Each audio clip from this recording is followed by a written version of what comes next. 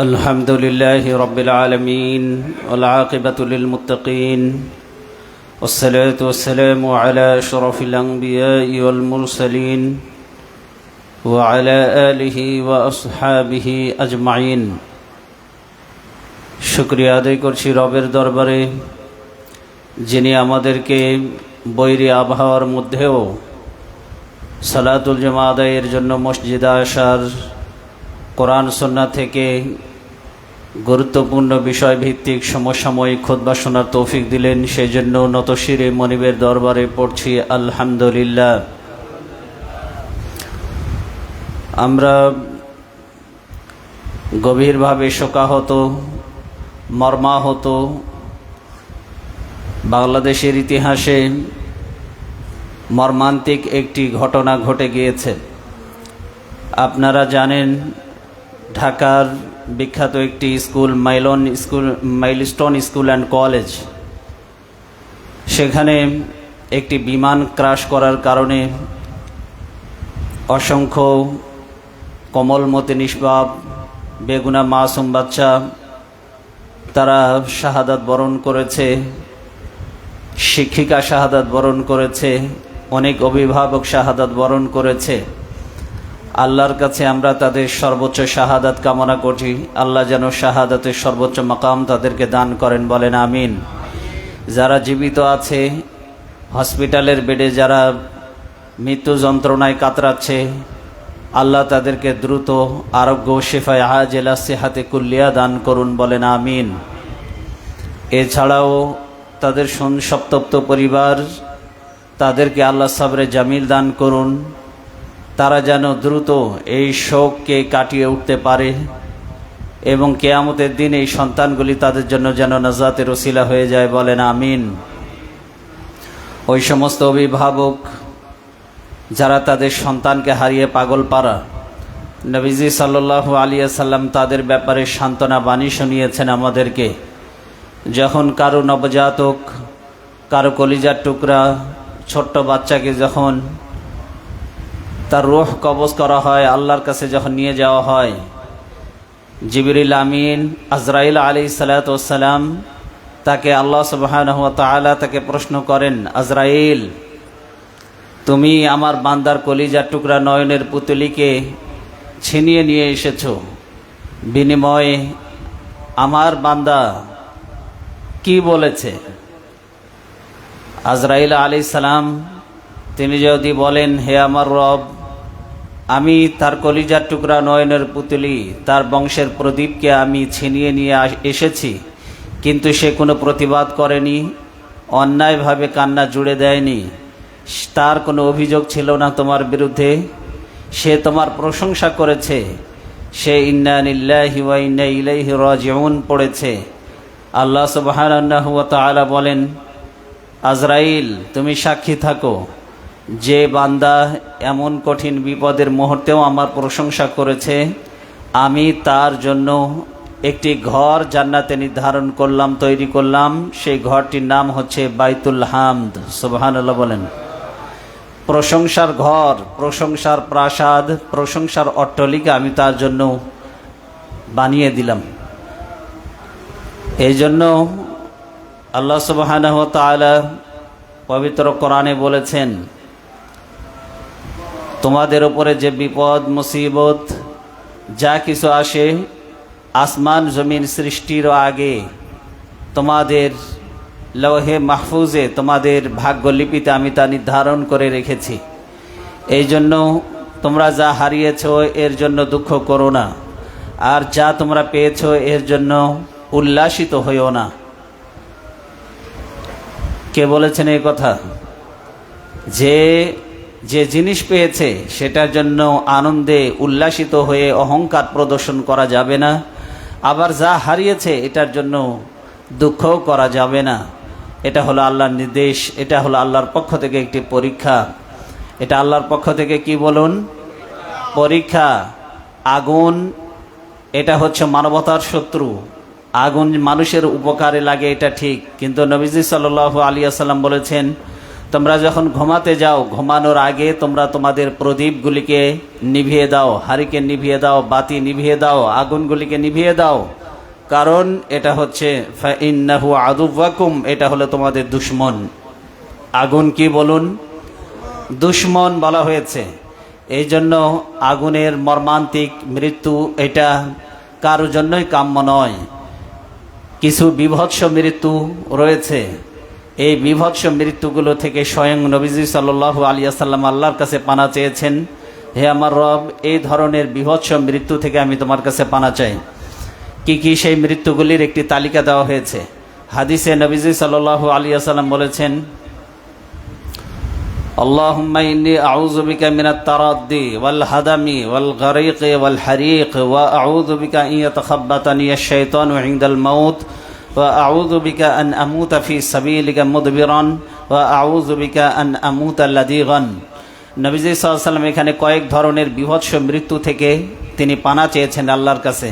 তিনি বলেছেন, হে আমার রব, আমি যেন উঁচু কোনো জায়গা থেকে যেন পড়ে যে মৃত্যুবরণ না করি, আমি যেন ছাদের ওপর থেকে, পাহাড়ের ওপর থেকে, উঁচু কোনো টিলার ওপর থেকে পড়ে আমার বিভৎস মৃত্যু যেন না হয়, আমি যেন কোনো কিছুর নিচে চাপা পড়ে যেন মারা না যায়, দেওয়ালের নিচে চাপা পড়ে, গাড়ির নিচে চাপা পড়ে, প্লেনের নিচে চাপা পড়ে। মানুষ কি বিভৎসভাবে মৃত্যুবরণ করেন। নবীজি সাল্লাল্লাহু আলাইহি ওয়াসাল্লাম আল্লাহর কাছে বলেছেন, আমি যেন কোনো জিনিসের নিচে চাপা পড়ে মৃত্যুবরণ না করি। নবীজি সাল্লাল্লাহু আলাইহি ওয়াসাল্লাম আলো দোয়া করেছেন, হে আমার রব, আমি যেন সাপের দংশনে মৃত্যুবরণ না করি, আমি যেন পানিতে ডুবে গিয়ে মৃত্যুবরণ না করি, আর আমি যেন আগুনে পুড়ে গিয়ে বিভৎসভাবে মারা না যাই। বলেন আমিন। এই দোয়াগুলি আমাদেরও করার দরকার আছে না নাই? এই জন্য আল্লাহর কাছে পানা চাইতে হবে। সর্বোপরি বিপদ যদি এসে যায় তাহলে ধৈর্য ধারণ করতে হবে, কারণ মানুষের জীবন মৃত্যুর কাছাকাছি। হযরত আবু বকর রাদিয়াল্লাহু তাআলা আনহু তিনি বলেন যে মানুষের মৃত্যু হচ্ছে তার জুতার ফিতার চাইতেও বেশি নিকটবর্তী, কারণ যে কোনো মুহূর্তে যে কোনো সময় তার কাছে এসে যেতে পারে। আমরা খারাপ মৃত্যু কেউই চাই না, কিন্তু এরপরেও যদি এসে যায় তাহলে বুঝতে হবে এটা আল্লাহর পক্ষ থেকে পরীক্ষা, এটা এড়িয়ে যাওয়ার কোনো অবস্থাতেই এটা এড়িয়ে যাওয়ার সুযোগ আমাদের জন্য ছিল না। আর আল্লাহ যদি পরীক্ষা করেন তাহলে ধৈর্যের পরীক্ষা দিয়েই আল্লাহর সেই পরীক্ষায় উত্তীর্ণ হতে হবে। কারণ আল্লাহ কোরআনে কারীমে বলেছেন, ওয়ালা নাবলুয়ান্নাকুম বিশাইইম মিনাল খাউফ ওয়াল জুউ ওয়া নাকসিম মিনাল আমওয়াল ওয়াল আনফুসি ওয়াস সামারাত ওয়া বাশশিরিস সাবিরিন। আল্লাহ বলছেন, অবশ্যই অবশ্যই তোমাদেরকে আমি পরীক্ষা করব, ভয়, ভীতি, ক্ষুধা, এমনকি তোমাদের ফসল আদি, তোমাদের জীবনকে হরণ করে নিয়েও আমি পরীক্ষা করব। তার মানে এই জীবনকে নিয়েও আল্লাহ পরীক্ষা করতে পারেন, ফল ফসলের ক্ষয়ক্ষতি দিয়ে পরীক্ষা করতে পারেন, দুশ্মনের ভয় ভীতি দিয়ে আল্লাহ পরীক্ষা করতে পারেন। যদি আল্লাহর পক্ষ থেকে পরীক্ষা এসে যায় তাহলে আমরা কি বলবো? আল্লাহ বলছেন, আল্লাযীনা ক্বালু, তারা বলে, ইযা আসাবাতহুম মুসিবা, যখন তাদের উপরে বিপদ এবং মুসিবত আসে, ক্বালু, তারা বলে, ইন্না লিল্লাহি ওয়া ইন্না ইলাইহি রাজিউন, হে আমাদের রব, আমরা আল্লাহর জন্য এবং তোমার কাছেই আমাদেরকে ফিরে যেতে হবে। শুধু মৃত্যুর সময় এটা নয়, বরং সব সময় এই দোয়াটি করতে হবে। মৃত্যু থেকে বাঁচার জন্য, দুশ্চিন্তাকে দূরীভূত করার জন্য নবীজি সাল্লাল্লাহু আলাইহি ওয়াসাল্লাম দোয়া শিখিয়ে দিয়েছেন, আল্লাহুম্মা ইন্নী আউযু বিকা মিনাল হাম্মি ওয়াল হুজনি ওয়াল আজজি ওয়াল কাসালি ওয়াল বুখলি ওয়াল জুবনি ওয়া দালাইদ দাইনি ওয়া গালাবাতির রিজাল। আল্লাহ, দুশ্চিন্তা থেকে, ভীরুতা থেকে, কাপুরুষতা থেকে তুমি আমাকে পরিত্রাণ দান করো। আমি ভীরুতা, কাপুরুষতা, হীনবল, মনোবল ভেঙে পড়া মানুষদের কাতারভুক্ত হতে চাই না।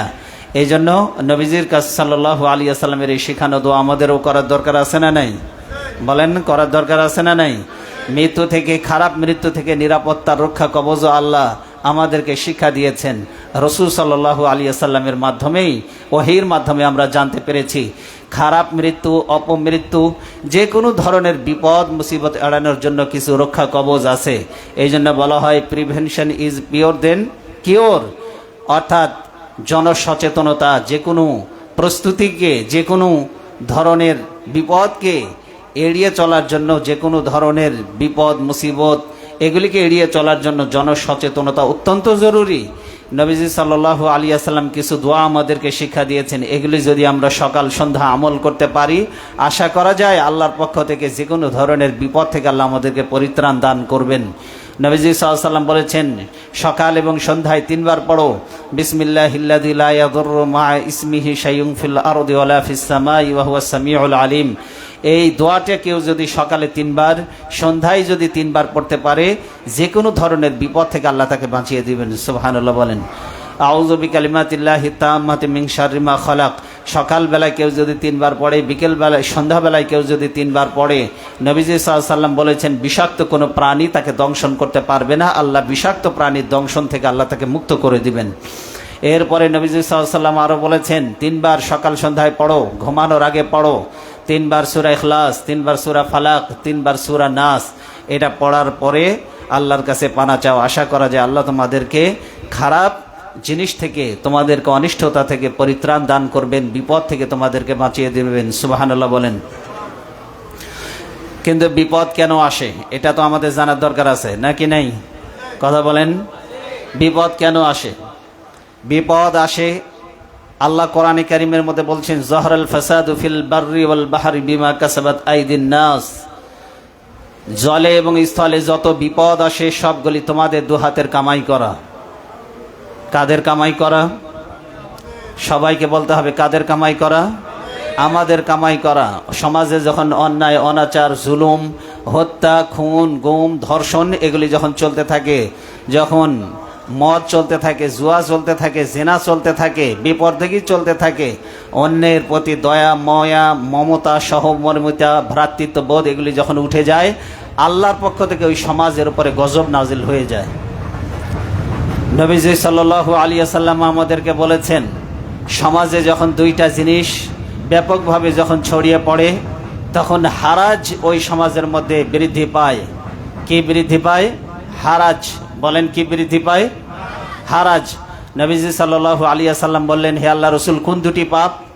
নবীজি সাল্লাল্লাহু আলাইহি ওয়াসাল্লাম বললেন, একটা হলো জেনা যখন সমাজের মধ্যে বাড়তে থাকে, আর 2 নম্বরে সুদ যখন সমাজের মধ্যে বাড়তে থাকে, তখন সমাজের মধ্যে আল্লাহর গজব নাজিল করা এটা হালাল হয়ে যায়। ওই সমাজের মানুষের উপরে গজব নাজিল করা আল্লাহর জন্য বাধ্যতামূলক হয়ে যায়। এখন হারাজ বৃদ্ধি পেতে থাকে, জেনা বৃদ্ধি পেলে হারাজ কি? নবীজি সাল্লাল্লাহু আলাইহি ওয়াসাল্লাম বলেন, হারাজ আল মাউত। হারাজ মানে হলো মৃত্যু। ব্যাপকভাবে মৃত্যু বেড়ে যাবে ওই সমাজের মধ্যে। আজকে দেখেন, একসাথে এক অগ্নিকাণ্ডে, এক প্লেন ক্রাশ করার কারণে কতগুলি বাচ্চা মারা গেল, কত অভিভাবক মারা গেল, শিক্ষিকা মারা গেল। আজকে আমরা মাঝে মধ্যে শুনতে পাচ্ছি অগ্নিদগ্ধ হয়ে মানুষ মারা যাচ্ছে, বিভিন্ন মিল, কলকারখানা, ইন্ডাস্ট্রিজ সবগুলি পুড়ে হাজার হাজার মানুষ বেকার হয়ে যাচ্ছে। হচ্ছে না? হচ্ছে না? বলেন হচ্ছে না? হচ্ছে না? স্টিমার ডুবে হাজার হাজার মানুষ মারা যাচ্ছে। কেন এগুলি হচ্ছে? সমাজের মধ্যে আল্লাহর গজব, পাপাচার যখন সমাজের মধ্যে বাড়তে থাকে, নবীজি সাল্লাল্লাহু আলাইহি ওয়াসাল্লাম বলছেন, আল্লাহ এমনভাবে গজব নাজিল করেন ওই সমাজের উপরে, যেভাবে তসবির সুতা ছিঁড়ে গেলে দানাগুলি যেমন একটার পর একটা যেমন ঠাস ঠাস করে মাটিতে পড়তে থাকে, আল্লাহর পক্ষ থেকে পাপাচার যখন বেড়ে যায় ওই সমাজের মধ্যে, আল্লাহর পক্ষ থেকে গজবগুলি একটার পর একটা ওই সমাজের উপরে আশ্রে পড়তে থাকে।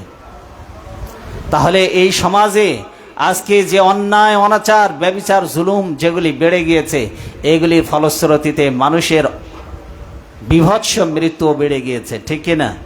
এই জন্য এই সমাজকে যদি বাঁচাতে হয়, অপমৃত্যু, অপঘাত থেকে যদি বাঁচাতে হয়, তাহলে আবার কোরআন সুন্নাহর আলোকে সুন্দর একটি সমাজ আমাদের বিনির্মাণ করতে হবে। সুবহানাল্লাহ বলেন। সুন্দর সমাজ বিনির্মাণ করতে হবে।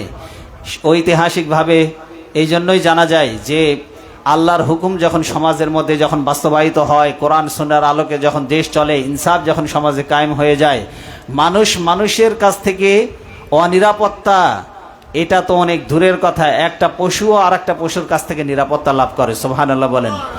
হযরত ওমর ইবনে আব্দুল আজিজের জামানায়, কেউ কেউ বলেছে হযরত ওমর রাদিয়াল্লাহু তাআলা আনহুর জামানায়, এক বাঘ হরিণের উপরে হামলা করেছে।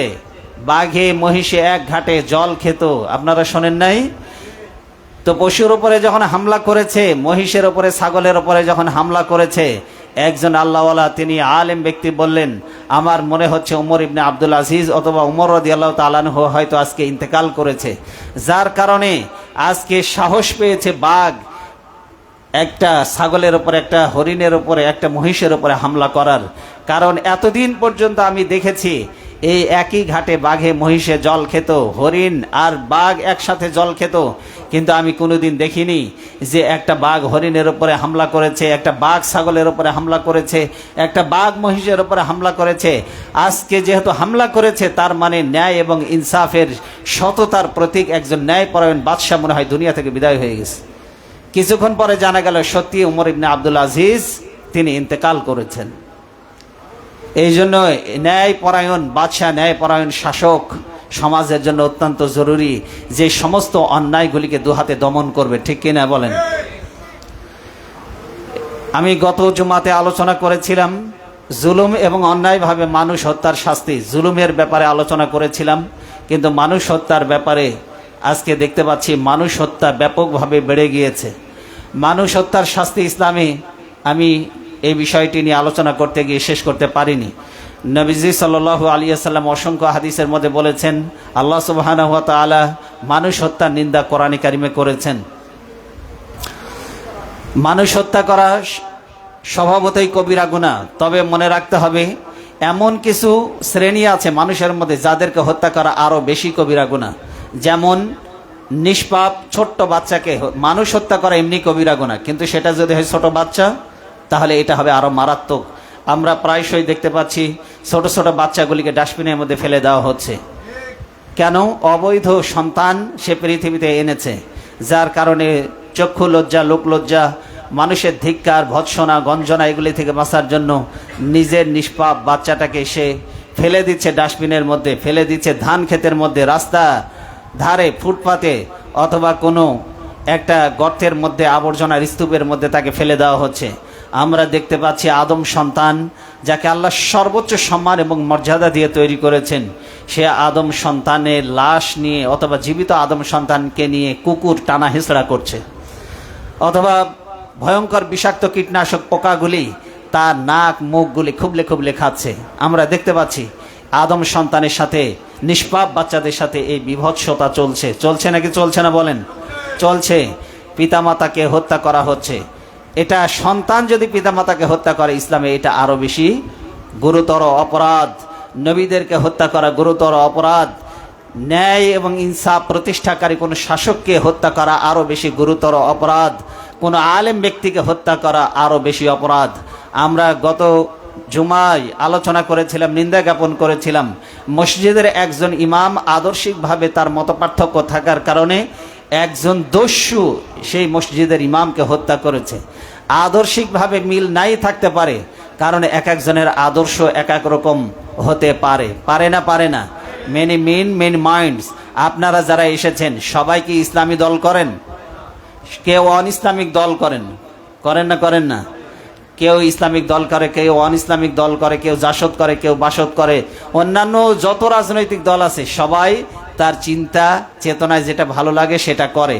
কেউ মনে করে জাতীয়তাবাদ দিয়ে শান্তি আসবে, কেউ মনে করে সমাজতন্ত্র দিয়ে শান্তি আসবে, কেউ মনে করে ধর্মনিরপেক্ষ মতবাদ দিয়ে শান্তি আসবে, আর কেউ মনে করে এটার কোনোটাই নয়, এগুলো বস্তা পচা মতবাদ দিয়ে কখনো শান্তি আসেনি, দুনিয়াতে আসবেও না, কেবলমাত্র একমাত্র শুধুমাত্র ইসলাম প্রতিষ্ঠিত হলেই শান্তি আসবে।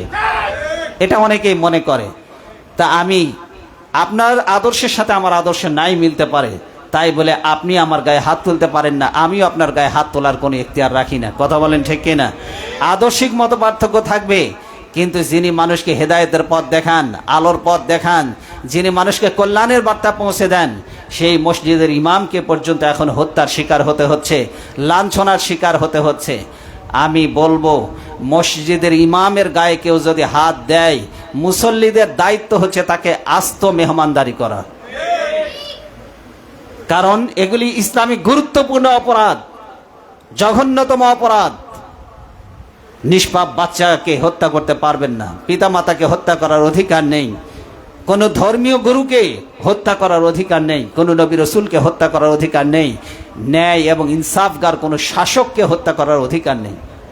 আল্লাহ এটাকে হত্যার উপরে শ্রেষ্ঠ গুরুত্ব দিয়ে আল্লাহ এটাকে আরো গর্হিত অপরাধ হিসাবে সাব্যস্ত করেছেন। আল্লাহ এটা নিন্দা করেছেন, নবীদেরকে হত্যা করা। আল্লাহ কোরআনে কারিমের মধ্যে বলছেন, ইন্নাল্লাযীনা ইয়াকফুরুনা বিআয়াতিল্লাহ, যারা আল্লাহর আয়াতকে যারা অস্বীকার করে, ওয়া ইয়াকতুলুনান নাবিয়্যিনা বিগাইরি হক, যারা অন্যায়ভাবে নবীদেরকে হত্যা করে, ওয়ায়াকতুলুন আল্লাযীনা ইয়া'মুরুনা বিল কিসতি মিনান নাস, যারা মানুষকে সৎ কাজের আদেশ দেয় ওদেরকে যারা হত্যা করে। ভালো করে বুঝুন, সৎ কাজের কি দেয়? সৎ কাজের আদেশ দিতে গেলে বিপদ আছে না নাই? আপনি হুজুর হয়েছেন, মিলাদ পড়ান, কারো কিছু বলবেন না। সমাজে অন্যায় জুলুম দেখার পরে চাঁদাবাজি, টেন্ডারবাজি, মানুষ হত্যা, খুন, গুম, অপহরণ, জুলুম, হাজারো অন্যায় অপরাধ চোখের সামনে হবে। আপনি দেখবেন শুধু সুবহানাল্লাহর ফজিলত বয়ান করবেন, সমাজের অন্যায় অসঙ্গতিগুলি সমাজের মানুষকে বলবেন না।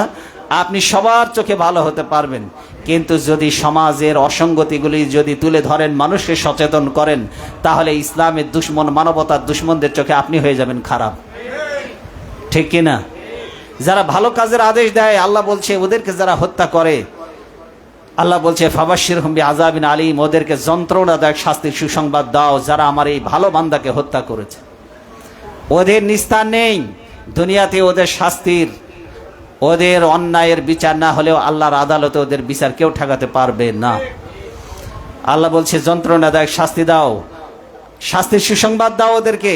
উলাইকাল্লাযীনা হাবিতাত আমালুহুম ফিদ দুনিয়া ওয়াল আখিরাহ, ওরা দুনিয়ার জীবনে যত ভালো আমল করেছে, আল্লাহ বলছে ওদের জীবনের সমস্ত আমলগুলি দুনিয়াতেও আমি বরবাদ করে দেব, আখিরাতেও বরবাদ করে দেব।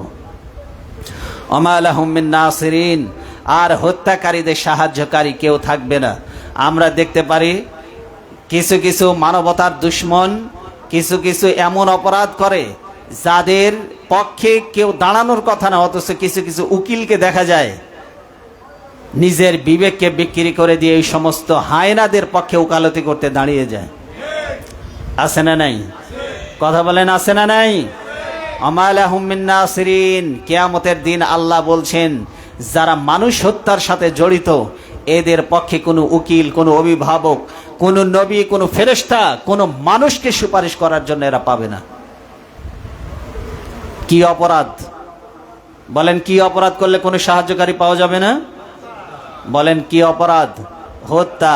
শুনতেছেন না আপনারা? কোন অপরাধের কোনো সাহায্যকারী পাওয়া যাবে না? মানুষ হত্যার মতো অপরাধ, বিশেষ করে নবী হত্যা, সৎ কাজে আদেশ যারা দেয় তাদেরকে হত্যা, এই হত্যাগুলির কারণে আল্লাহ তাদের ব্যাপারে কোনো সাহায্যকারীর সাহায্য আল্লাহ নিতে দিবেন না, কোনো সাহায্যকারীর সাহায্য তারা পাবে না। সূরা আলে ইমরান 3 নম্বর সূরার 21 এবং 22 নম্বর আয়াত, নবীজি সাল্লাল্লাহু আলাইহি ওয়াসাল্লাম হত্যার ব্যাপারে সচেতন করেছেন আমাদেরকে যে মানুষ হত্যার মতো ঘৃণ্য অপরাধে তোমরা জড়িও না। কোরআনে কারিমে আল্লাহ সুবহানাহু ওয়া তাআলা সূরা নিসা 33 নম্বর আয়াতে কি বলছেন শুনুন। আল্লাহ বলছে ওমাইয়াকাতুল মুমিনাম মুতাআম্মিদান ফাজাযাউহু জাহান্নাম, যারা অন্যায়ভাবে ইচ্ছাকৃতভাবে কোনো মুমিনকে হত্যা করে। কিভাবে? ইচ্ছাকৃতভাবে। বলেন তো কিভাবে হত্যা করে? ইচ্ছাকৃতভাবে। ইচ্ছাকৃত কেন এখানে বলা হয়েছে? তার মানে কিছু মানুষ আছে ইচ্ছা করে মানুষ হত্যা করবে। সিরিয়াল কিলার যারা আছে, পেশাদার খনি, এদের কাছে মানুষ হত্যা করা আর পাখি হত্যা করা দুটোই সমান কথা। কিছু সিরিয়াল কিলার আছে যারা ভাড়াটে খনি হিসেবে বিবেচিত, বিভিন্ন রাজনৈতিক প্রতিহিংসার কারণে এদেরকে হত্যা করা হয় ভাড়াটে খনি দ্বারা। এই নাও 5 লাখ, ছবি দেখায় বললো এরা মারতে হবে, আরো 5 লাখ কাজ হওয়ার পরে। এখন ছবি নিল, টাকা নিল, কিন্তু কেন মারবো, কি কারণে মারবো জানার দরকার নেই। টাকা পেয়েছি, বাস খালাস, মেরে দিল।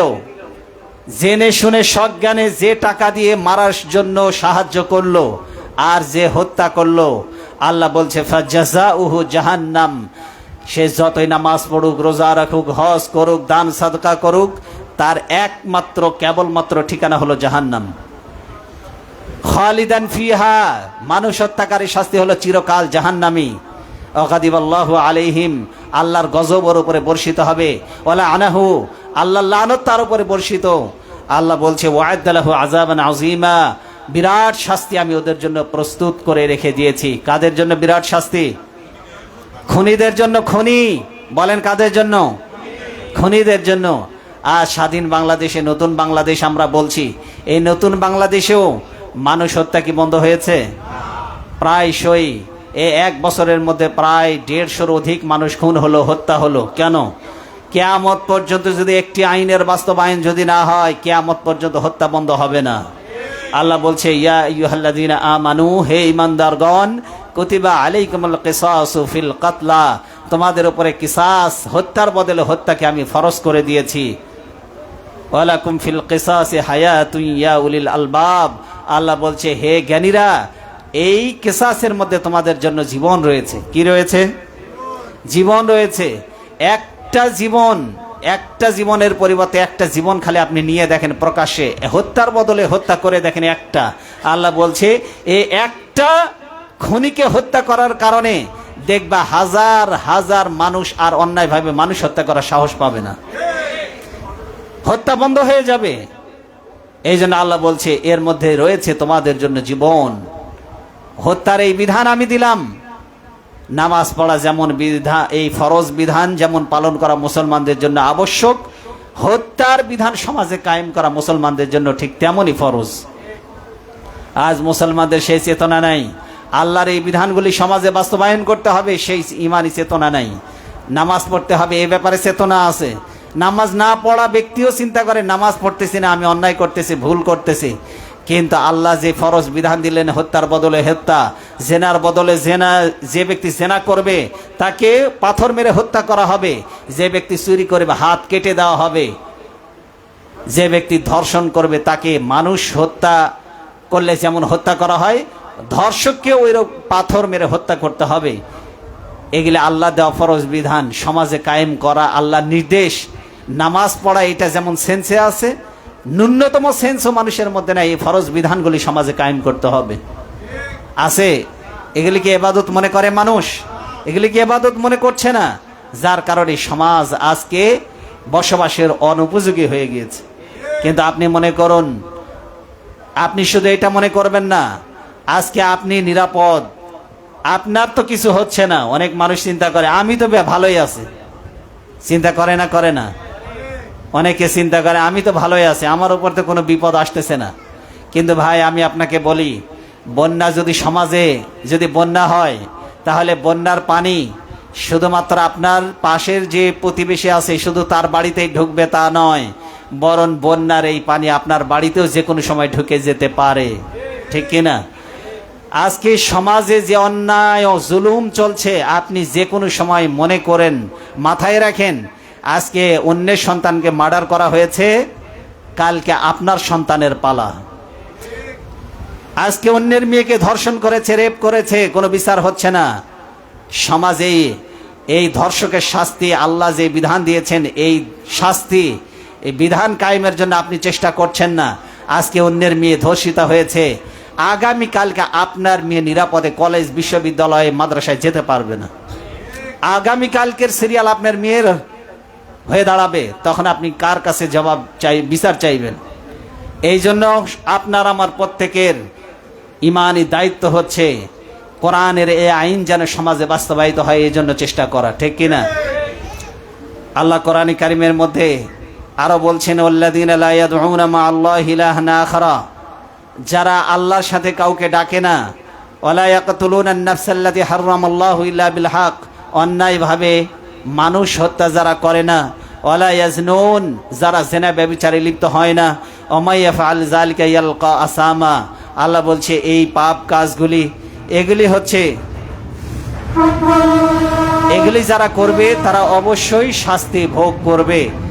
আর কিয়ামতের দিন আল্লাহ বলছে যে ইদাফ লাহুল আযাবু ইয়াউমাল কিয়ামা, মানুষ হত্যা যারা করবে, এখানে কয়েকটা পাপের কথা বলা হয়েছে, যাদের শাস্তি হবে দ্বিগুণ।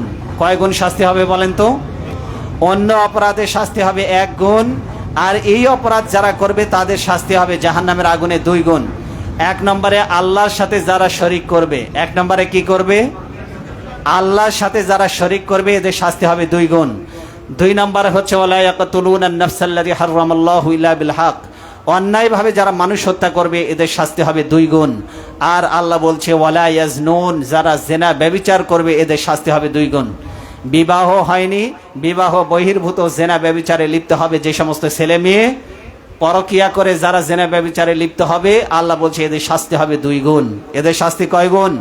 ওয়াখলুদু ফীহি মুহানা, আল্লাহ বলছে চিরস্থায়ীভাবে লাঞ্ছিত অবস্থায় এরা জাহান্নামের আগুনে পড়ে থাকবে। ইল্লা মান তাবা ওয়া আমানা ওয়া আমিলা আমালান সালিহা, তবে যারা তওবা করে ফিরে এসেছে, যারা নেক কাজ করবে, মানুষ হত্যা করার পরে যারা ফিরে এসেছে, যারা জেনা করার পরেও যারা ফিরে এসেছে, আল্লাহর সাথে শিরক করার পরেও যারা ফিরে এসেছে, আল্লাহ বলছে ফাউলাইকা ইবাদদিলুল্লাহু সাইয়্যাতিহিম হাসানাত, অতীত জীবনের সমস্ত গুনাহগুলিকে আমি আল্লাহ সওয়াব দিয়ে বদলাইয়ে দেব। সুবহানাল্লাহ বলেন। শুধু সওয়াব, শুধু গুনাহ মাফ করবেন না, সমস্ত গুনাহগুলিকে আল্লাহ সওয়াবে রূপান্তরিত করে দিবেন, পরিণত করে দিবেন। আল্লাহ বলছে কেন? ওয়াকানাল্লাহু গফুরুর রহিমা, তোমাদের রব তিনি ক্ষমাশীল এবং দয়ালু। এই জন্য হতাশ হওয়া যাবে মানুষ হত্যাকারী যারা আছে, ফিরে এসো আল্লাহর দিকে। তুমি যদি ফিরে না আসো, যেভাবে বেয়োনেটের গুলি দিয়ে, পিস্তলের গুলি দিয়ে আর একজনের সন্তানকে যেভাবে বুকটা ঝাঁঝরা করেছো, আর একজনের স্বামীকে যেভাবে তুমি ঝাঁঝরা করে স্ত্রীকে বিধবা বানিয়েছো, সন্তানদেরকে এতিম বানিয়েছো, আল্লাহর কসম করে বলি, এটা ডায়েরিতে লিখে রাখতে পারেন, যেইভাবে তুমি বিভৎসভাবে কাউকে মারবে, এর চাইতে বিভৎসভাবে তুমি হত্যা হয়ে রাস্তায় পড়ে থাকবে। তোমার স্ত্রী বিধবা হবে, তোমার সন্তানেরা অন্যের সন্তানকে যেমন এতিম বানিয়েছো, আল্লাহ তোমার সন্তানকে এতিম বানিয়ে রাস্তায় ফুটপাতে ভিক্ষা করায় ছাড়বে। এটা বাস্তবতা, লিখে রাখেন। এই জন্য অন্যায় করে পার পেয়ে যাওয়া যাবে না, কারণ একজন বিচারক এমন আছেন, দুনিয়ার আদালতে বিচার না হলে আল্লাহর আদালতে ঠিক সময় মতো বিচার হয়ে যাবে এবং আপনার শাস্তি আপনাকে পেতেই হবে, ঠিক কিনা? একজন মানুষ হত্যা করা মানে গোটা দুনিয়ার সব মানুষকে হত্যা করা। একজন মানুষের জীবনের মূল্য গোটা দুনিয়ার সব মানুষের জীবনের সমান। আল্লাহ কোরআনে কি বলছেন? মিন আজলি যালিকা কাতাবনা আলা বনি ইসরাইল, এই কারণে বনি ইসরাইলদের উপরে আমি ফরজ করে দিয়েছিলাম। কি ফরজ? বনি ইসরাইল মানে ঈসা আলাইহিস সালামের উম্মত, মুসা আলাইহিস সালামের উম্মত, তাদের উপরে এই বিধানটা আল্লাহ ফরজ করে দিয়েছিলেন। ওই একই বিধান এই উম্মতে মুহাম্মাদের উপরেও ফরজ। পূর্ববর্তী শরীয়তের মধ্যে কিছু বিধান ছিল, যে বিধানগুলি কোরআনে কনভার্টেড হয়ে এসেছে। কতটা গুরুত্বপূর্ণ এবং কার্যকর আইন! যে আইনটা আগের যুগের শরীয়তের মধ্যে বলবৎ ছিল, এই যুগের শরীয়তের মধ্যে আল্লাহ এটাকে বাধ্যতামূলক করে দিয়েছেন। কারণ আগের যুগের মানুষের জীবন মালের নিরাপত্তার জন্য এই আইনটা দরকার ছিল। আমাদের যুগেও আমাদের সমাজে মানুষের জানমালের নিরাপত্তার জন্য এই আইনটা খুবই দরকার। কি আইন শুনবেন? শুনবেন কি আইন? মান কাতালা নাফসান বিগাইরি নাফসিন আও ফাসাদিন ফিল আরদ, আল্লাহ দুইটা অপরাধের কথা বলেছেন। মান কাতালা নাফসান বিগাইরি নাফস, অন্যায়ভাবে কেউ যদি মানুষকে হত্যা করে, আও ফাসাদিন ফিল আরদ, জমিনে কেউ যদি বিপর্যয় সৃষ্টি করে, ত্রাস সৃষ্টি করে। কি সৃষ্টি করে? ত্রাস। ত্রাস মানে বুঝেন? সমাজে বিপর্যয় সৃষ্টি করা বুঝেন? ফোন করে বললো, এই তোর ব্যবসা তো ভালোই হচ্ছে দেখতেছি, ইদানিং খুব জমজমাট ব্যবসা, 50,000 টাকা দিবি, বড় ভাইয়ের আদেশ। এটাকে বলা হয় ত্রাস। না দিলে এসে সেদিন প্রকাশ্যে ভিডিও ফুটেজে, সিসিটিভি ক্যামেরার ফুটেজে দেখলাম, চাঁদা চেয়েছিল, দেয় নাই, এই জন্য দৌড়ে এসে একটা চাকু নিয়ে বুকের মধ্যে ঢুকাই দিল। কি অরাজকতা চলছে সমাজে! ত্রাস। স্বামীকে বেঁধে রেখে স্ত্রীকে ধর্ষণ করেছে, গত কয়েকদিন আগের নিউজ। ত্রাস। একটা ছোট বাচ্চাকে ধর্ষণ করে রেপ করে হত্যা করেছে, এটা হলো ত্রাস। এই যে সমাজে আতঙ্ক সৃষ্টি করেছে এই সন্ত্রাসীরা, এদের শাস্তি ইসলামে। কেন ইসলাম ক্ষমতায় চায় না এরা? ভালো করে শুনুন, আল্লাহ বলছে, ইন্নামা জাযাউল্লাযীনা ইউহারিবুনাল্লাহা ওয়া রাসূলাহু ওয়া ইয়াসআউনা ফিল আরদি ফাসাদান আই ইয়াকতালু আও ইসাল্লাবু আও তুকাত্তাআ আইদিহিম ওয়া আরজুলুহুম মিন খিলাফ। আল্লাহ বলছে, সন্ত্রাসীদের শাস্তি আমি আল্লাহ বিধান দিয়ে দিলাম। সন্ত্রাসীদের ডান হাত কেটে দাও, বাম পা কেটে ফেলে দাও, অথবা বাম পা কেটে ফেলে দাও, ডান হাত কেটে ফেলে দাও। ডান হাত বাম পা অথবা বাম পা ডান হাত, বিপরীত দিক থেকে হাত পা বিচ্ছিন্ন করে দাও, কেটে ফেলে দাও এদের। কারণ সন্ত্রাসীদের সুস্থভাবে বেঁচে থাকার অধিকার আল্লাহ কেড়ে নিয়েছে। অথবা এদেরকে দেশান্তরিত করে দাও, দেশ থেকে বিতাড়িত করে দাও, নাগরিকত্ব ক্যান্সেল করে দাও। আল্লাহ আরো শাস্তির বিধান দিয়ে বলছেন, অথবা শুলে চড়াও। শুলে চড়াও এদেরকে। শুলে চড়ানো মানে হলো এমন সুচালো ধারালো, নিজ দিক দিয়ে ঢুকবে, পেটে নাড়ি ভুঁড়ি মাথা ছিদ্র করে উপর দিয়ে বের হয়ে যাবে। দু চারটা শাস্তি এরকম সন্ত্রাসীদের ধরে দিতে পারলে টোকাইগিরি সব বন্ধ হয়ে যাবে, চাঁদাবাজি সব বন্ধ হয়ে যাবে, টেন্ডারবাজি সব বন্ধ হয়ে যাবে, অন্যের জায়গা জমি দখল করা সব বন্ধ হয়ে যাবে, সমাজটা শান্তিতে ভরে উঠবে। আর একজন রক্ত পানি করে নিজের মাথার ঘাম পায়ে ফেলে উপার্জন করবে, আর তোমার কাজ নাই কর্ম নাই, আর একজনের বুকে ছুরি ধরে তুমি বলবা তোর টাকা আমারে দে, মামু বাড়ির আবদার পেয়েছো। আল্লাহ বলছেন ওয়ালা ইয়াজনুন, জিনা ব্যভিচারে লিপ্ত হয়ো না, ওয়ালা ইয়াকতুলুনান নাফস, মানুষকে অন্যায়ভাবে হত্যা করো না। ফাকান্নামা কাতালান নাস জামিআ, যে ব্যক্তি একজন মানুষকে হত্যা করলো গোটা দুনিয়ার সব মানুষকে সে যেন হত্যা করলো। একজন মানুষ হত্যা করা মানে, সবাই বলেন একজন মানুষ হত্যা করা মানে গোটা দুনিয়ার সব মানুষকে হত্যা করা। আল্লাহ বলছে ওমান আহইয়াহা ফাকান্নামা আহইয়ান নাস জামিআ, একজন মানুষকে জীবন বাঁচিয়ে দেওয়া মানে গোটা দুনিয়ার সব মানুষের জীবনকে বাঁচিয়ে দেওয়া। আজকে মাইলস্টোন স্কুল অ্যান্ড কলেজে যে শিশুরা আজকে অগ্নিদগ্ধ হয়ে গিয়েছে, কারো 100% ঝলসে গিয়েছে, বার্ন হয়ে গিয়েছে, কারো 80%, কারো 70-60% ঝলসে গিয়েছে গোটা দেহে। আজকে প্রচুর ব্লাড দরকার হচ্ছে। ওই অভিভাবক ওই বাচ্চাদের যদি আপনি ব্লাড দেন, আপনার আশেপাশে কারো যদি ব্লাডের আপনার রক্তের কারণে যদি আর একজন মানুষের জীবন যদি বেঁচে যায়, তাহলে গোটা দুনিয়ার সব মানুষকে প্রাণ দিলে যেই সওয়াব হতো আল্লাহ এই সওয়াব আপনাকে দান করবেন। একজন সন্ত্রাসী মানুষ হত্যা করছে, আর আপনি চেয়ে চেয়ে দেখলেন কি যুগ এসে গেল, মানুষের প্রতি ন্যূনতম সহমর্মিতা, ভ্রাতৃত্ব বোধ, মানুষের প্রতি ন্যূনতম ভালোবাসা পর্যন্ত নেই। এই জন্য আল্লাহর গজব এই সমাজের উপরে নাজেল হওয়া শুরু হয়ে গেছে। মানুষ হত্যা, শুধু চতুর্দিকে মানুষ পুড়ে মারা যাচ্ছে, চাপা পড়ে মারা যাচ্ছে, অ্যাক্সিডেন্টে মারা যাচ্ছে। কেন? অন্যায়, জুলুম, সহিংসতা সমাজে এত পরিমাণে বেড়ে গিয়েছে। মানুষের প্রতি ন্যূনতম ভ্রাতৃত্ববোধ, ন্যূনতম মমত্ববোধ, ন্যূনতম স্নেহ নেই। আর একজন মানুষকে পিটায় মারতেছে চোখের সামনে, আর কিছু মানুষ চতুর্দিকে দাঁড়ায় মনে হয় যেন সার্কাস দেখতেছে। তোমার কি ন্যূনতম বিবেক নাই? 2-4 জন সন্ত্রাসী একটা মানুষকে মারতেছে, আর তোমরা চতুর্দিকে মিলে দাঁড়ায় দাঁড়ায় তামাশা দেখতেছো। তোমরা যদি মুষ্টিবদ্ধ হাত ঐক্যবদ্ধ করে যদি ওই মানুষটাকে বাঁচানোর জন্য যদি আগায় আসতে, তাহলে হতে পারতো একজনের স্বামী বেঁচে যেত, হতে পারতো 3-4টি সন্তানের বাবা বেঁচে যেত। একটা মানুষ একটা পরিবার থেকে চলে যাওয়া মানে, বুঝতে পারেন, একটা মানুষ চলে যাওয়া মানে সারা জীবনের জন্য তার স্ত্রী বিধবা হয়ে যায়, সারা জীবনের জন্য তার মা বাবার কোলটা খালি হয়ে যায়, 3-4টা বাচ্চা থাকলে সারা জীবনের জন্য এতিম হয়ে যায়, ফুটপাতের ভিখারি হয়ে যায়। ওই সন্তানদের আর কোনো মূল্য সমাজের মানুষ দেয় না। আপনি চোখের সামনে তাকায় তাকায় দেখলেন একটা মানুষকে হত্যা করা হলো, আপনার বিবেকের উপরে তো কুকুর পেশাব করে দিয়েছে, আমি বলতে বাধ্য হচ্ছি। মনুষ্যত্ব নেই আপনার মধ্যে। কেন এমনটি হবে? আরে মুসলমান তো সেই মুসলমান, হাদিস থেকে আমরা জানতে পারি যুদ্ধের ময়দানে কিছু মুসলমান তারা আহত অবস্থায় পড়ে আছে, পানি পানি বলে চিৎকার করছে। আর একজন মুসলিম ভাই পানি নিয়ে এসে মুখের সামনে ধরেছে, পাশের জন সে শুনতে পাচ্ছে আর একজন ভাই, আহত ভাই পানি পানি বলে চিৎকার করছে। যার পানিটা খেলে হয়তো প্রাণটা বেঁচে যেত, ওই মুসলিম সাহাবী সে বলছে আমার চাইতে আমার ভাইয়ের বেশি দরকার, তুমি আমাকে নয় আমার ভাইকে পানি পান করাও। ওখানে পানি পান করাতে গিয়ে দেখে পাশে আর একজন পানি পানি বলে চিৎকার করছে, সে বলছে আমাকে নয় তাকে পানি পান করাও। তৃতীয় জন ব্যক্তির কাছে গিয়ে মুখের সামনে পানি ধরতে গিয়ে দেখে যে সে পানি পান করার আগে মারা গিয়েছে। সে ভাবলো দ্বিতীয় জনের কাছে যায়, হতে পারে সে হয়তো বেঁচে আছে, তাকে পানি পান করায়। এসে দেখে দ্বিতীয় জন মারা গেছে। দ্বিতীয় জন সে যাকে পানি পান করাতে এসেছিল সে ভাবতেছে দ্বিতীয় জনও তো শেষ, প্রথম জনকে আমি পানি পান করাতে যাই। প্রথম জন যে প্রথমে পানি পানি বলে চিৎকার করেছিল তার মুখের কাছে গিয়ে দেখে সেও মারা গিয়েছে।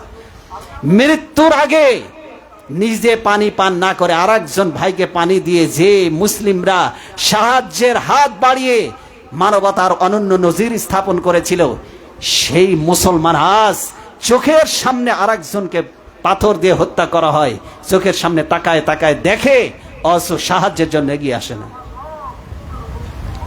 কেন এমনটি? মানুষকে বড় ভালোবেসে আল্লাহ তৈরি করেছেন ভাই। গত সপ্তাহে একটি হাদিস বলেছিলেন আব্দুল্লাহ বিন ওমর রাদিয়াল্লাহু তাআলা আনহু, তিনি কাবা ঘরকে লক্ষ্য করে বলছেন, হে কাবা, তোমার কত সম্মান, তোমার কত মর্যাদা, তোমার কত ইজ্জত, কিন্তু জেনে রেখো হে কাবা, আল্লাহ তোমাকে যত সম্মানিত করুন যত ইজ্জত, যত মর্যাদা আল্লাহ তোমাকে দিন, হে কাবা জেনে রেখো তোমার সম্মান মর্যাদা আল্লাহর কাছে একজন মুমিন ব্যক্তির চাইতে বেশি নয়। একজন আল্লাহর বান্দা যে মসজিদে এসেছে, যে আল্লাহকে আল্লাহ বলে মানে, তার রক্তের মূল্য আল্লাহর কাছে এই কাবা ঘরের চাইতেও অনেক বেশি। যেই দলেরই হোক, যে মতেরই হোক, যে পথেরই হোক, আল্লাহর বিধান ছাড়া কোনো মানুষকে হত্যা করার কোনো পারমিশন আল্লাহ দেন নাই। তিনটি কারণে মানুষ হত্যা করা যায়, যেটা ইসলাম কর্তৃক স্বীকৃত। কেউ যদি কাউকে হত্যা করে তাকেও হত্যা করা হবে, কিন্তু এটা ব্যক্তি হত্যা করতে পারবে না। এটা বিচারিক আদালতের মাধ্যমে জজ রায় দিবে। যদি সাক্ষ্য প্রমাণাদির ভিত্তিতে প্রমাণিত হয় সে খুনি, তাহলে বিচারক রায় দিয়ে হত্যার শাস্তি দেবে। আপনি নিজে হাতে আইন তুলে নিতে পারবেন না। আর একজন ব্যক্তি হলো যে নিজ ধর্ম ইসলাম ধর্ম ত্যাগ করে কেউ যদি মুরতাদ হয়ে যায়, অন্য ধর্ম যদি চলে যায়, ইসলাম ধর্ম ছেড়ে দেয়, তার বেঁচে থাকার কোনো অধিকার নাই। ইসলামী রাষ্ট্র তার দায়িত্ব হচ্ছে ওকে মেরে ফেলে দেওয়া, ওকে হত্যা করা ফরজ হয়ে যায়। আর একজন ব্যক্তি হচ্ছে কেউ যদি বিবাহিত কোনো নারী পুরুষ যদি জেনা করে, তাহলে ওই বিবাহিত নারী পুরুষকে পাথর মেরে হত্যা করতে হবে। এই তিনটি বিধান ছাড়া ইসলামে কাউকে হত্যা করার কোনো পারমিশন ইসলাম দেয় না। কোনো দল হত্যা করতে পারবে না, সে যে দলেরই হোক, ইসলামিক নাম দিয়ে হোক আর অন ইসলামিক নাম দিয়ে হোক। ইসলামিক নাম দিয়েও কেউ যদি কোনো দলের কর্মীকে হত্যা করে, সেটাও অন্যায়ভাবে সেই হত্যাকেও ইসলাম কখনো অনুমোদন করে না। করে? কথা বলেন, করে? মানুষের জীবন নিজের হাতে তুলে নেওয়ার কোনো অধিকার কোনো সংগঠনকে দেওয়া হয়নি, কোনো ব্যক্তিকে দেওয়া হয়নি। এই জন্য ভাইরা আসুন, কিয়ামতের দিন মানুষ হত্যাকারীদের ব্যাপারে বলি, আপনারা সতর্ক থাকেন। মানুষ হত্যার ব্যাপারে নবীজি সাল্লাল্লাহু আলাইহি ওয়াসাল্লাম বলেছেন, কিয়ামতের দিন যাকে হত্যা করা হয়েছে সেই ব্যক্তি তাজা ক্ষত চিহ্ন নিয়ে আল্লাহর দরবারে দাঁড়াবে। আর যে ব্যক্তি হত্যা করেছে তার মাথার চুল, যে ব্যক্তি নিহত হয়েছে, যাকে মেরে ফেলা হয়েছে, সে মাথার চুল ধরে এরকম করে টেনে হিঁচড়ে আল্লাহর আরশের দিকে তাকে টেনে নিয়ে যাবে। তার ক্ষত চিহ্নগুলি দিয়ে তাজা রক্ত পড়তে থাকবে। সে আল্লাহর কাছে বিচার দেবে, হে আমার রব, এ আমার রব, এই ব্যক্তি আমাকে হত্যা করেছিল, আমি দুনিয়াতে বিচার পাইনি, বিচার করে দাও। টেনে হিঁচড়ে নিয়ে যাবে যাকে মেরে ফেলেছ সেই ব্যক্তি। কিয়ামতের দিন আসবে, ক্ষত চিহ্নগুলি নিয়ে আসবে, আর হত্যাকারীকে তার চুল ধরে টেনে হিঁচড়ে আল্লাহর আরশ পর্যন্ত নিয়ে যাবে। মনে করেছেন বেঁচে যাবেন? দুনিয়াতে কেউ দেখে নাই। মানুষ হত্যা করে ধান খেতে ফেলাই দিয়েছে রাতের অন্ধকারে, গামছা পাটি মলম পাটি ছিনাই নিয়ে পেটের মধ্যে চাকু ঢুকাই দিয়ে একটা রিক্সা ছিনতাইয়ের জন্য কিছু ছিনতাইকারী, সেই দিন ভিডিওতে দেখলাম কিছু মদখোর, গাঁজাখোর, ইয়াবাখোর, নেশার টাকা জোগাড় করতে না পারে একটা অসহায় রিক্সা চালক ভাইকে অমুক এলাকায় রিক্সা ভাড়া করে নিয়ে যাওয়ার প্রলোভন দেখিয়ে তারা এক শুনশান নীরব একটি এলাকায় নিয়ে তারা গামছা পিছিয়ে হত্যা করে তার রিক্সাটা ছিনতাই করেছে। একটা মানুষের জীবনের মূল্য তোমার কাছে এই কিছু নেশার টাকা, জুয়ার টাকার জন্য তুমি একটা মানুষকে মেরে ফেলে দিলা? আল্লাহ সুবহানাহু ওয়া তাআলা কিয়ামতের দিন সর্বপ্রথম যেই অপরাধের বিচার করবেন সেই অপরাধটা হলো হত্যাকাণ্ডের বিচার। সবার আগে কোন অপরাধের বিচার শুরু হবে? হত্যাকাণ্ডের বিচার। এই জন্য সর্বপ্রথম হত্যাকাণ্ড ঘটিয়েছিল এই পৃথিবীতে আদম আলাইহিস সালামের ছেলে হাবিল আর কাবিলের মধ্যে যে হত্যাকাণ্ড ঘটেছিল। কাবিল হত্যাকাণ্ড ঘটিয়েছিল হাবিলকে হত্যা করে। কিয়ামত পর্যন্ত যত খুনিরা হত্যা করবে এই খুনের অপরাধের শাস্তি পেতেই হবে, এবং এর একটা অংশ যেতে থাকবে কাবিল, আদম আলাইহিস সালামের প্রথম পুত্র, তার আমলনামায় এই হত্যাকাণ্ডের গুনাহ লেখা হতেই থাকবে কিয়ামত পর্যন্ত। কেন? পৃথিবীতে এই খারাপ কাজের প্রচলন সে চালু করেছিল, সে হত্যার পথ দেখিয়েছিল। এই জন্য যত মানুষ খুন হবে সবগুলোর হত্যার একটা অপরাধের অংশ কিয়ামত পর্যন্ত কাবিলের আমলনামায় যেতেই থাকবে। ভালো করে শুনুন, নবীজি সাল্লাল্লাহু আলাইহি ওয়াসাল্লাম বলেছেন, দুনিয়ার সব মানুষ মিলে যদি, শুনতেছেন, দুনিয়ার সব মানুষ মিলে যদি একজন মুমিনকে হত্যা করে অন্যায়ভাবে, আবার বলছি ভালো করে শুনুন, মনোযোগ সহকারে শুনুন, গোটা দুনিয়ার সব মানুষ, বর্তমান পৃথিবীতে প্রায় 800 থেকে 850 কোটি মানুষ মনে করেন একজন মুমিনকে হত্যা করার কাজে সহযোগিতা করেছে অন্যায়ভাবে। একজন মানুষকে অন্যায়ভাবে হত্যার কাজে যদি 850 কোটি মানুষ যদি অন্যায় কাজে অংশগ্রহণ করে, একজন মানুষকে হত্যার কাজে, আল্লাহ সুবহানাহু ওয়া তাআলা ওই 850 মানুষকে একসাথে জাহান্নামের আগুনে ফেলে দিবেন। মানুষের জীবনের মূল্য কতখানি আপনি কি বোঝেন? মানুষের জীবনের মূল্য কত? কারণ এই প্রাণটা পৃথিবীর কেউ দিতে পারে না।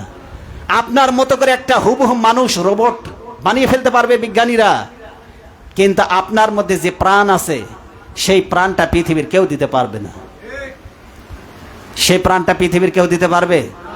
এই যে রোবট আবিষ্কার করেছে চাইনিজরা, হুবহু মানুষ, কি সুন্দর মানুষ, নারী পুরুষ, ওয়েটার, বাস ড্রাইভার সব এখন রোবট করে দিচ্ছে। এমনকি বাড়িতে খাবার পার্সেল হয়, এই যে খাবার পার্সেল দিয়ে যায় না বাড়িতে, ফুড পান্ডার কর্মীরা আছে না, চাইনিজরা এমন রোবট আবিষ্কার করেছে। সেই দিন দেখলাম একটা গাড়ি, একটা যন্ত্রাংশ আবিষ্কার করেছে, একটা গাড়ি, ওই গাড়িতে খালি আপনি মেল করবেন আপনার অ্যাড্রেস, আপনার বাড়িতে ওই লোকেশন ধরে ওই রোবট আপনার বাড়িতে পৌঁছে যাবে। আপনি ওই রোবটের কাছ থেকে খাবার নিয়ে টাকা পেমেন্ট দিলেই হয়ে গেল, অনলাইনে পেমেন্ট করে দিবেন। আপনি চিন্তা করতে পেরেছেন কোন জায়গায় তথ্য প্রযুক্তি চলে গিয়েছে? হাজার হাজার মানুষ কর্মসংস্থান হারায় বেকার হয়ে যাবে, কারণ হাজারো মানুষের কাজ 2-4 জন রোবট সবাই করে দিচ্ছে। মানুষ কৃত্রিম বুদ্ধিমত্তা দিয়ে মানুষের মতো করে একটা মানুষ তৈরি করতে পারবে, কিন্তু তার মধ্যে যে রূহ, এটাকে দিতে পারবে? কিয়ামত পর্যন্ত চেষ্টা করে বিজ্ঞানীরা পারবে না। এই রূহ যায় কোথায়? ওয়াসআলুনাকা আনির রূহ। রূহ কি জিনিস? আল্লাহ বলছে কলির রূহ মিন আমরি রব্বি, তোমার রবের হুকুম, এটা তোমার আল্লাহর হুকুম।